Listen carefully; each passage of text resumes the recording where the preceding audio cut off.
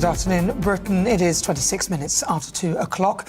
And now there's more bad news for the government as Labour have hit a record low in the polls. Yes, a new survey by YouGov has found that just 17% of voters would back the Labour Party if a general election were held today. This puts Labour just 1 point ahead of the Greens, who are enjoying a new surge in support under a new leader, Zach Polanski. So is there anything Labour can do to turn this around? Well, we're joined now by our political editor, Christopher Hope, to tell us more. So this is very bad for the Labour Party. The bad news carries on from last Friday's Caerphilly by-election result for the Welsh Senedd. Those numbers are striking. Reform UK up 1 point to 27%, Labour down 3 to 17%, the same as the Tories unchanged, Greens up 1% to 16%, Lib Dems unchanged at 15%. To put a different way, Labour and the Tories are just 2 points off the fifth place in the polls. The government could be fifth in the polls if this carries on. Now, this polling was carried out this week on Sunday and Monday. The YouGov tell us that this figure of 17% is the lowest they've ever had Labour on. The Green score is their highest. It's unusual to have four parties within 2 points of each other, to say the least. Labour are now at 17 points. That's half where they were in July last year, when they won 34% of the vote. And that landslide, some call it a shallow landslide because of the lack of support from the wider country for the party, even though it won. Half of all voters have therefore deserted the Labour Party. Labour appears caught in the crossfire, to be honest with you, Nana and Tom, between the Greens, Reform and Lib Dems. The Greens are eating away at the left of the party, Reform are pulling them to the right, and the Lib Dems are taking in moderate supporters, and it's almost like a kind of bait ball being bitten away by tuna in one of those David Attenborough films. Where does Labour go from here? It's a very, very difficult position, and that may be why we're seeing stronger language today about the migrant hotels. Number 10 telling us today in terms they understand the anger about migrant hotels and how it can't carry on like this. They say that it's not fair that people can be put up in some form of luxury. They say the public has lost faith in the hotels. There shouldn't be an entitlement to luxury sites for people to arrive here illegally, and that's why they're saying they'll move people from hotels into army camps before Christmas. So there's stronger language now on migrant hotels as they try and seize back the initiative in the poll race. Interesting stuff. Well, Christopher Hope, thanks indeed for joining us live from Westminster. Let's continue this conversation now with the former Labour advisor, Paul Richards. Paul, it does seem that the Labour government has fallen faster than just about any government in not even living memory, but before then too. I mean, this point after a general election, it's pretty bad. Well, the opinion poll snapshot today is pretty bad. That's fair. But I think it's also fair to say that the government's taken quite a lot of difficult and tough decisions that are unpopular right now, with a view to turning around the economy and rebuilding public services, which will be popular as we get nearer a general election in 4 years' time. I'd pick up the point about the announcement on asylum hotels and the closing them down, though, because I don't think that's to do with electoral politics at all. I think that's just the right thing to do, because the hotel policy is an absolute disaster. And it's funny, you can't find anyone now that thinks it's a good idea, but certainly not the Conservative ministers that introduced it, who are now shadow ministers. It's a catastrophe. Well, funny enough, Paul, so the Treasury argued in favour of it as it was cheaper than the other options. I mean, it sounds extraordinary, but but because of the legislative sort of minimum standards that we have to provide for asylum seekers, hotels were genuinely cheaper than other forms of accommodation. It sounds staggering, but it's true.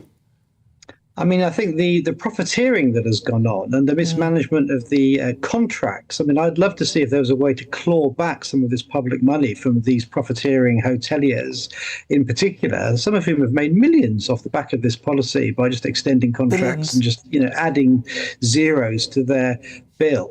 And civil servants have mismanaged those contracts. But also the original policy was a bad policy. Like I say, everyone's running a mile now. So now we've got the controversy, of course, about the army camps. And local MPs are already saying, well, we don't want the hotels, but we don't want the army camps either. And I think we have to pick a lane here.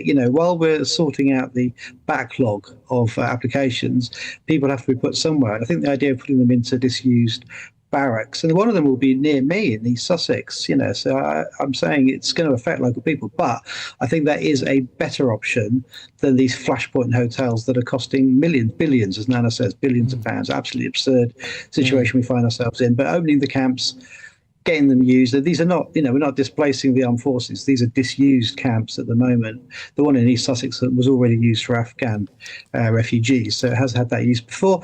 And I think that's best of a bad bunch, really. It's a better option than the hotels. I think the problem people have, the main problem, and it feels like the government are overlooking it, is that we don't know who the people are who are coming, especially if they're coming via a small boat. And so we don't know enough about them. They're not vetted before they enter the hotel, really, not properly. And then they're able to roam free. And that is, I think, the issue. Are your government likely to look into that and potentially maybe detain these people in some way? Now, they won't be in prison, because I know that's part of the Refugee Convention. They can't look like they've been imprisoned. However, they should be put in a place that is secure, because otherwise we could have more repetition of the kind of things that we're seeing. And I'm not saying all small boat migrants are bad. Well, I think there's two things on that. One is we need a much more robust system of ID. And again, howls of outrage when the government suggested an ID card system. But I think that would help with at least some of it. But that might not apply to the small boat migrants. That would apply to all of us. I mean, criminals will always try and get around any system. Exactly. I think the law-abiding ones will have an ID and will know who they are. I think that's a good step forward. I know it's controversial. Sorry, but just how would the ID system help unless you were to do spot checks on people out and about on their daily business? Because you've still got to work out who they are to make the ID card. So at that point, you'd know who they are. But we don't do any of that anyway.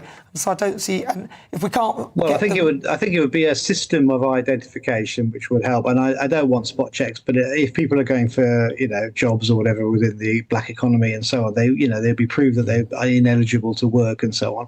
So I think that's an important part. But we have those checks when people get jobs now anyway. You need your national insurance number. Well, this is an argument about ID cards, which I'm sorry if I flagged that up. But I mean, I know I did. Yeah, absolutely. And it is part of the ongoing solution, I believe. But more importantly, I think, is having more useful activities for people in these camps to actually do. What do we pay for? Like art classes and all that sort of thing? No, I think like litter picking, sorting out graffiti, going out in high vis, under supervision, actually doing some good works in the community. You don't know who they are. People will be far more accepted then if people can see them doing something useful. And it's also better for them, those young people particularly, to be doing something useful anyway, because being banged up in a camp with nothing else to do for month after month is detrimental to anyone's well-being. I wonder how the ECHR would treat that, though. Does that not sound like cruel and unusual punishment, given that that's what we make people who commit crimes do? It could be exploitation.